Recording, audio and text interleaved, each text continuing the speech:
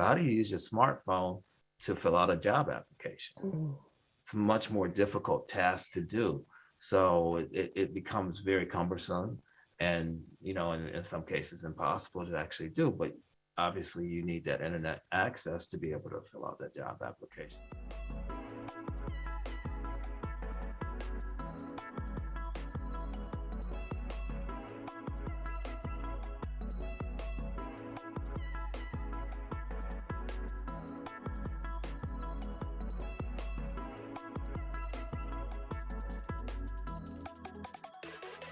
Hello, and welcome to L.E.A.P podcast, where we link, empower, access, and provide community resources and information for healthy living, both physically and mentally. This ongoing pandemic has shown the world how important it is to stay connected digitally and virtually. However, even when it comes to technology, there are still gaps that need to be closed. Today, I'm joined with Scott Kushner and Brian Moore as we talk about the CNY Digital Inclusion Coalition. Scott Kushner is a retired public library director and co-chair of the CNY Digital Inclusion Coalition, and Brian Moore is the digital inclusion coordinator for the CNY Digital Inclusion Coalition. How are you both doing today? Good, thank you. Very well, thank you. Thanks for having us. Oh, absolutely. So first, I would like to discuss what are some of the statistics when it comes to technology that you guys have ran into and what inspired the development of the CNY Digital Inclusion Coalition? Certainly. Well, Tasha, this has been a movement that has gone on nationally. I believe that it's one of the tools, because there's many tools that's available to the public in terms of ways in which they can find out about the lack of digital access and digital inclusion that currently exists. One of the tools that I used actually recently it's known as the New York State Digital Equity Portal. And that was actually developed through the CARES Act in partnership with the John O'Shea Foundation and Cornell University. And it has some really nice, interesting statistics to show. So for instance, in Onondaga County, there's 11.6% of households that have no access or have no computing devices in their home. But if we dial that down a little bit, because what does that mean? 11.6%, that's not a large percentage.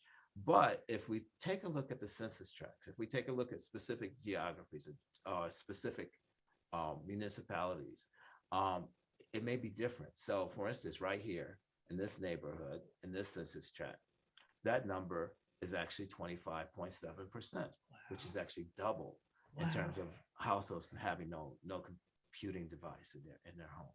So that's just an example. There's many other statistics we can look at and point out, but I just wanted to give that one as a starter.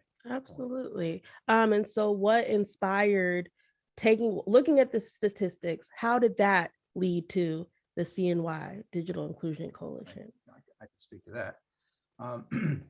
So, of course, the pandemic has brought a lot of this to stark relief. But this is an existing problem that's been going on for a long time. This is a sort of a subset of equity and justice, and the level playing field for everybody in all kinds of different ways. So this particular coalition we formed about 3 years ago, I believe it was, and this was pre-COVID, and a lot was starting to form around it then, and we became affiliated with the National Digital Inclusion Alliance, which is a national organization, and they're developing all kinds of programs, working with people all over the country, dealing with this issue. So Annabeth Annabeth's not here, couldn't be with us today, but we decided to start this coalition. And what the coalition is it's not a specific type of organization. It's a coalition of a whole bunch of community-based organizations. So we started working with these organizations around the census. That was the first, because of course that that became, that a lot of that was on digital. Mhm. So we were part of the complete counts committee, and the city and the county were doing stuff like that. So anyway, so we formed the coalition, and we're working on developing programs to help people get access, whether it be helping them to get devices or gaining reasonably priced and reasonable access to the internet, and digital literacy, which is how to use the devices to get onto the internet. Awesome. I could go on and on. I'm sure. I'm That's sure. gonna give you the foundation. Absolutely, absolutely. So you mentioned a few of the items of technology, but when we talk about access, and technology seems to be covering almost anything you can think of. When it comes to what we're talking about, what type of technology falls under that umbrella? Well, to start with the internet, which, Okay. of course, now, again, and ironically, the pandemic has been a good thing about that, because it has brought, like I said, in stark relief what the problems are. A lot of that's infrastructure. Okay. So, and in conversations we've had with different agencies, government agencies in particular, they're focusing on infrastructure, meaning the hard lines going out. So like the county is allegedly going to bring out fiber out to the far-reaching areas in the county. The city is committing to putting hotspots in different areas, community centers, smart lights, city lights, stuff like that. So, and what we're talking about is the actual devices for the end user. So computers, laptops, desktops. For a lot of this, I mean, so I'm not sure where the statistics lie with this, but, people kind of have access through their cell phones, and it's certainly a way of being accessing the internet. But, in my experience, I've taught some classes at a local college and stuff, and it was very difficult for people if they didn't have their own technology. They either had to do it on site, or, some people did it on their phones, did papers and stuff. But so what we're trying to do is make people's lives easier as far as that goes. I can't think of any other types of devices. Yeah, I think that there's a good example. I was just having a conversation with one of the members the other day. They're doing some work around workforce development. So for instance, a person might have a smartphone, and they're utilizing their smartphone, of course, to make phone calls and maybe video chats and things of that nature. But how do you use your smartphone to fill out a job application? It's a much more difficult task to do. So it becomes very cumbersome, and in some cases impossible to actually do. But obviously you need that internet access to be able to fill out that job application, submit that information to even apply for a job, or even access in some cases social services, and and many other things, that healthcare, of course. Yes. And I'm glad you brought that up, because that's something that has existed for a long time. And I can speak from my library experience. I mean, constantly have people coming in, even if they were applying for like a janitorial position or something like that, which didn't require, a huge resume or anything like that. They could not go to the places and apply. I know that like Syracuse University and a lot of those institutions, for a long time, going way back, they would not, if you sent them an application and they sent it back and say you have to do it online, which, I mean, at this point, it's not as uncommon, but at that point, so people were like, well, how am I supposed to do that? I don't know how to use a computer. So anyway, at the libraries, we would still helping people do resumes and, that kind of, and when you're talking about the, access, it's also access to software. It's not just the hardware, it's software, being able to create documents and presentations, and, the list goes on and on. It's Absolutely. And it sounds like even when it comes to the hardware, the software, the education plays a part as well, because we can hand out devices, we can provide all of this technology, but if people don't know how to use it, then they're still stuck. Right. So you mentioned obviously this is a coalition, which means multiple organizations play a part. What are a few of the organizations that you have been able to partner with to get this up and running and start closing that gap? Well, we are, like just off the top of my head, like we've been working closely with like Interfaith Works. Okay. In fact, we have a grant, which Brian is the coordinator for, to build the coalition further. So they're helping us carry, the administrative part of it, because we're not a 501c3. So Okay. so but Interfaith Works, Vera House,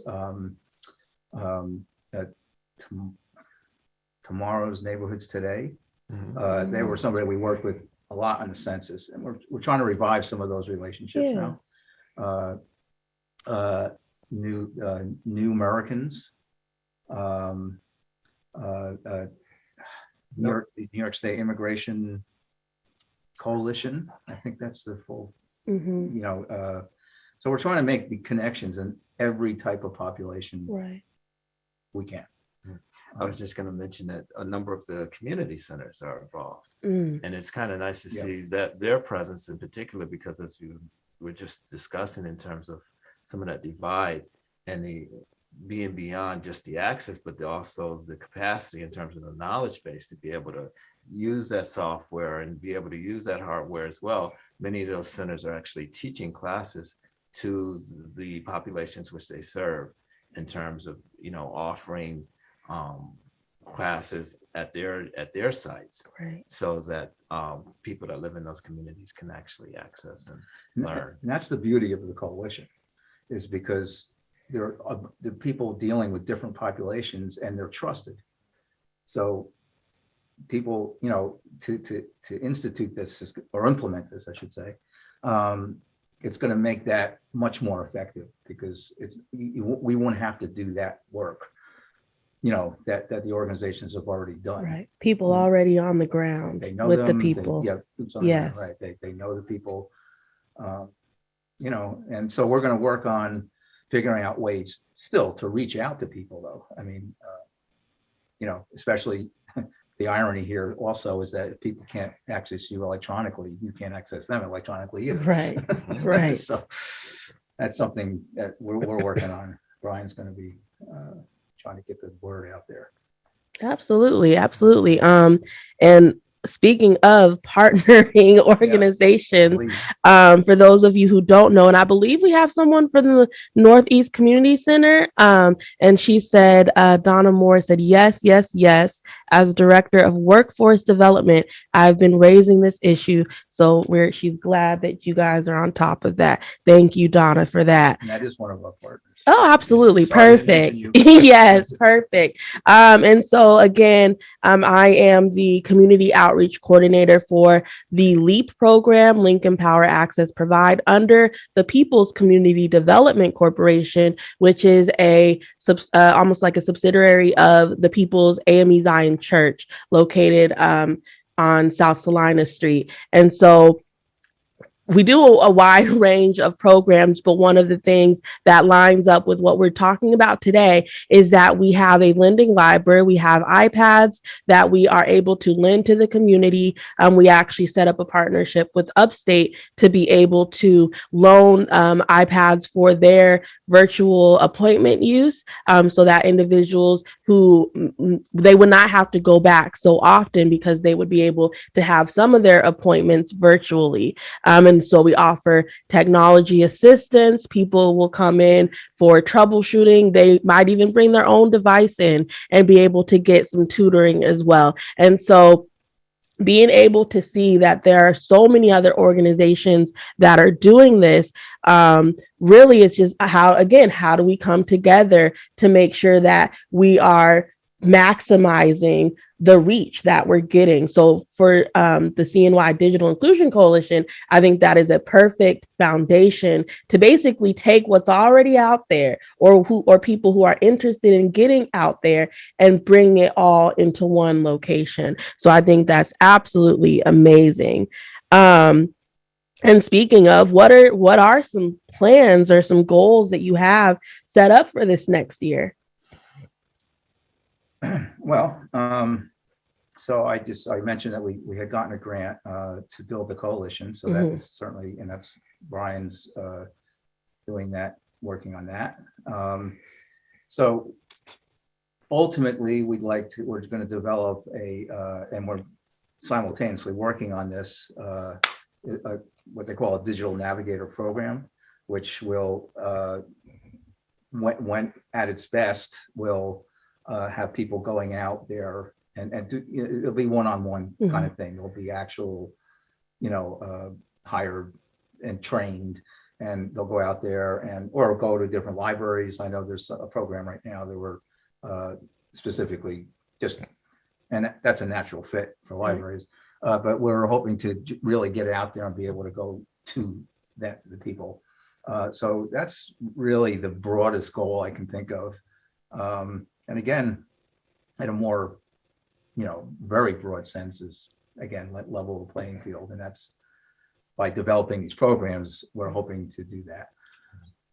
One of the natures of the grant that we should mention in this discussion is the fact that it not only covers Onondaga County and Syracuse area, but it's actually a 5-county region. So in addition to Onondaga, it also includes Madison, Cortland, Cayuga, and Oswego counties. So each of those counties, while they do have, urban hubs, some of them are a lot more rural. And we don't want to forget that we have our rural partners who have similar issues or very specific issues to their geographies as well, that we also want to include and bring into the fold as well. So we're trying to broaden the reach. So it's more of a regional thing. Wow, absolutely. I mean, you're talking about where even Wi-Fi or just collecting a cell tower, that access is even limited. So being able to get that hardware out to those rural areas, it's got to be a tough task. So definitely excited about what you guys have planned. We are hoping that getting this word out will maybe find a organization that is looking to get into that, or didn't know you guys were there and wants to plug into what is already in place. So we are going to go ahead and open it up to anybody who has any questions. You guys are more than welcome to open it up, or a question or a comment. You guys are more than welcome to unmute and chime in on this conversation.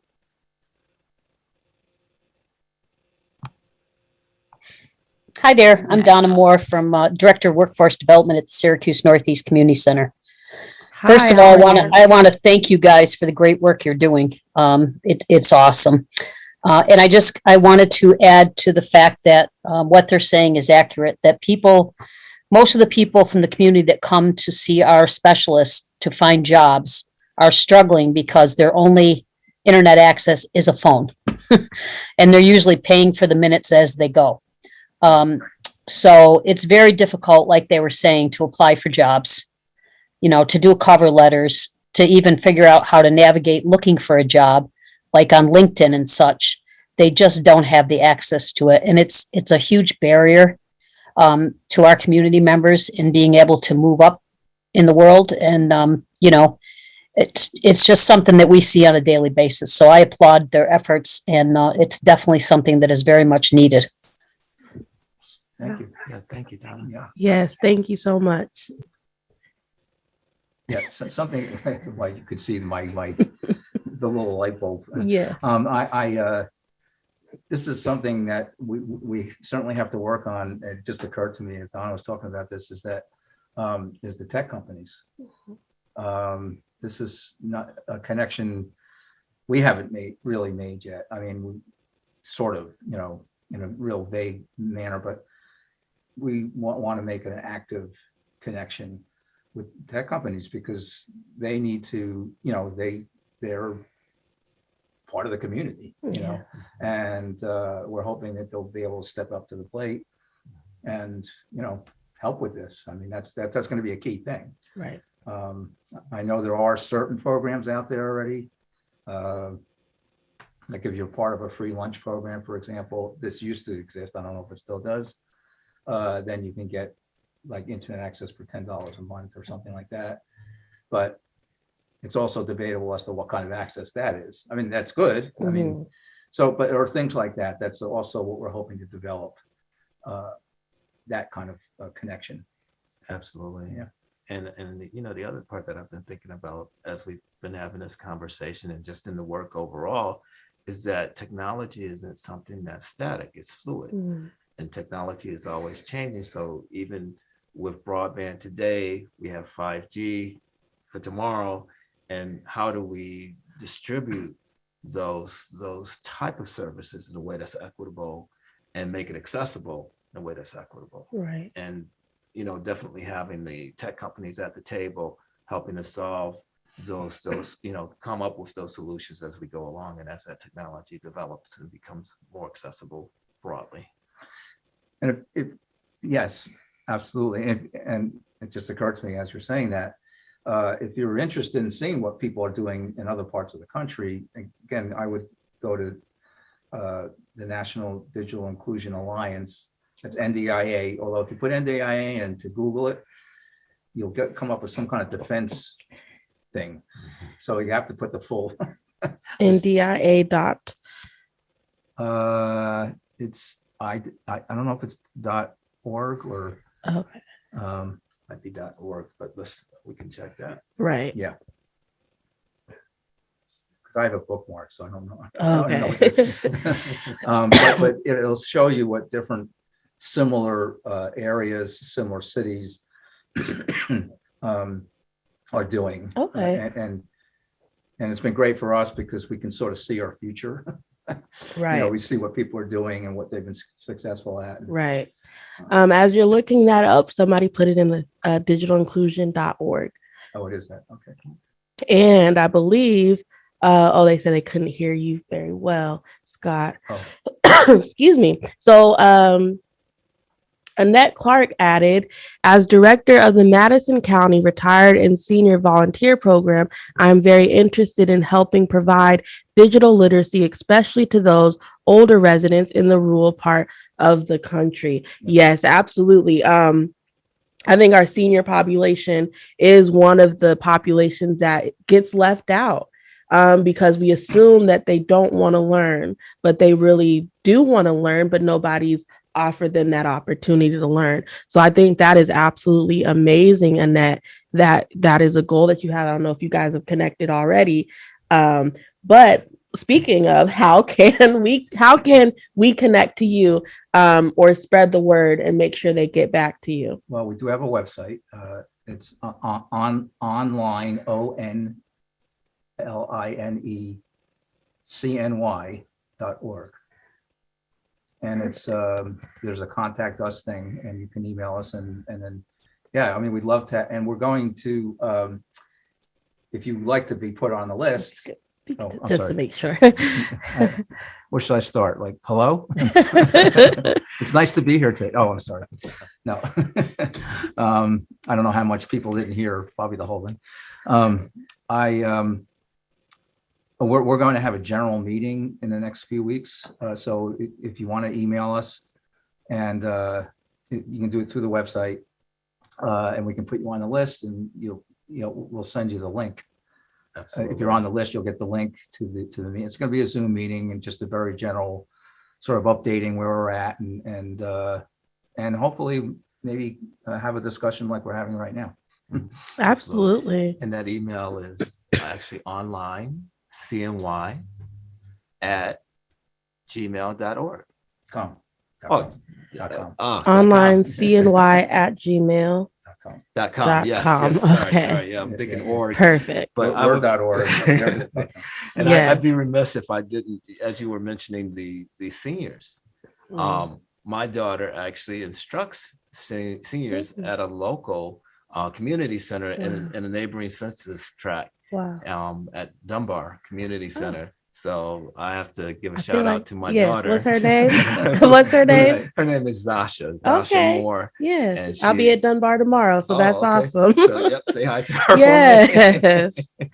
Small world. Again, I mean, I think it's amazing that, you know, especially the younger population, that we can, you know, teach the older population. So just finding ways of bringing everyone together. I think it's amazing what you all are doing. Thank you so much for joining us on our podcast today. Thank you. all of you for tuning in and chiming in. I believe we have another comment here. Local libraries from Dane says, local libraries are also very interested in providing technology access and assistance for those who need help on this front. And yes, we're talking to a retired library director. So In fact, is that Dane Dell? yes, It is. yes. Hey, Dane. Okay. I should mention that real quickly, that the library system does have hotspots and Chromebooks Okay, that you can lend out Wow. for 3 weeks at a time. that is good information to know. You know, it doesn't cover everybody in the world, but it certainly is a big help, and people love it. I mean, and we have to give a shout out to the county Yeah. for that. Yes. For providing the Wow. funding for that. Well, real quick, are there any more questions before we wrap up?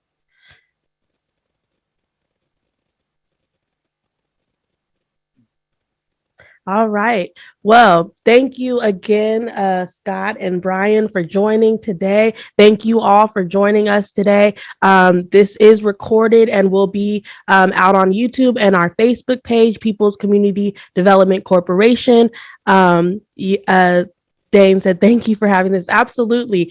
We just want to continue to spread the word. As far as our podcast goes, we will have you can follow us on YouTube. You can follow us on Facebook. We have a mental health podcast coming out shortly. And if you guys have information that you would like to get out to the community, you are more than welcome to join us on this podcast as well. So thank you so much, and have an amazing, amazing day.